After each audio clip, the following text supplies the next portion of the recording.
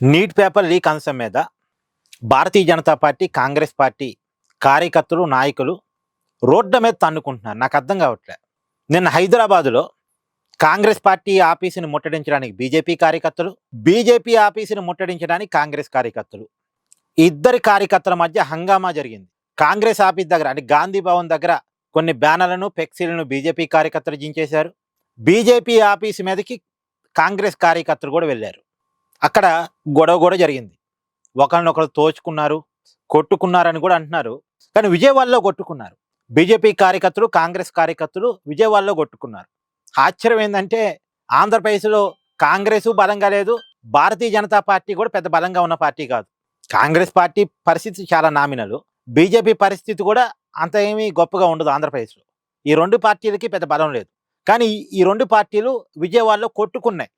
అదేందో అర్థం కావట్లేదు. ఇప్పుడు నీట్ పేపర్ లీక్ అయినప్పుడు, ఎగ్జామ్ని రద్దు చేసినప్పుడు, ఎగ్జామ్ రద్దు చేయటం వల్ల కొంతమంది అభ్యర్థులు మానసిక ఆందోళనకు గురైనప్పుడు, వాళ్ళు చనిపోతున్నప్పుడు, మళ్ళీ కొత్త ఎగ్జామ్ పెడుతున్నప్పుడు ఈ గొడవ జరగలేదేంది?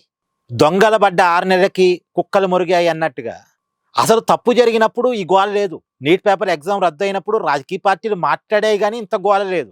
నీట్ పేపర్ లీక్ అయినప్పుడు, ఎగ్జామ్ రద్దు అయినప్పుడు, అభ్యర్థులు చనిపోతున్నప్పుడు ఈ గోలంతా లేదు.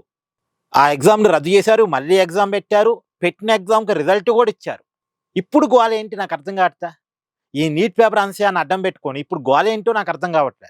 అంటే కాక్రోచ్ జనతా పార్టీ ఆందోళనని సైడ్ ట్రాక్ చేయటం కోసం ఈ కాంగ్రెస్, బీజేపీ కలిసి ఆడుతున్న ఒక డ్రామానా? అంతేనా? ఒక పొలిటికల్ హై డ్రామా.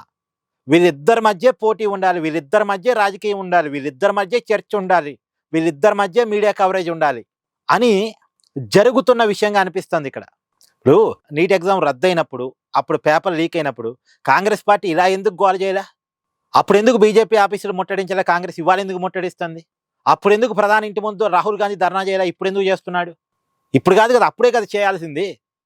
జ్వరం వచ్చినప్పుడు డోలో వేసుకోవాలి, పారాసెటమాల్ వేసుకోవాలి, అంతేగాని జ్వరం తగ్గిన తర్వాత కాదు కదా.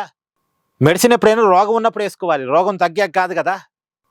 అంటే ఏం లేదు, కాక్రోచ్ జనతా పార్టీ వాళ్ళు గొడవ చేస్తున్నారు, క్రెడిట్ అంతా వాళ్ళకి పోతుంది, వాళ్ళు మీడియా చర్చలోకి వస్తున్నారు, మేము అపోజిషన్లో ఉన్నాం, మేము మరి పనికి రాకుండా పోతామా అని కాంగ్రెస్ వాళ్ళు ఆందోళన. ఈ కాక్రోచ్ జనతా పార్టీని సైడ్ ట్రాక్ చేయడానికి మొత్తం కాంగ్రెస్ మీదకి బీజేపీ వాళ్ళు వెళ్ళటం, మొత్తం చర్చ మొత్తం ఈ బీజేపీ కాంగ్రెస్ రాజకీయం మీద నడవటం. అసలు వీళ్ళు కొట్టుకోవటం ఏంటి? అంటే ఎలాంటి పొలిటికల్ డ్రామాలు నడుస్తున్నాయి అంటానికి నేను మీకు చెప్తున్నా.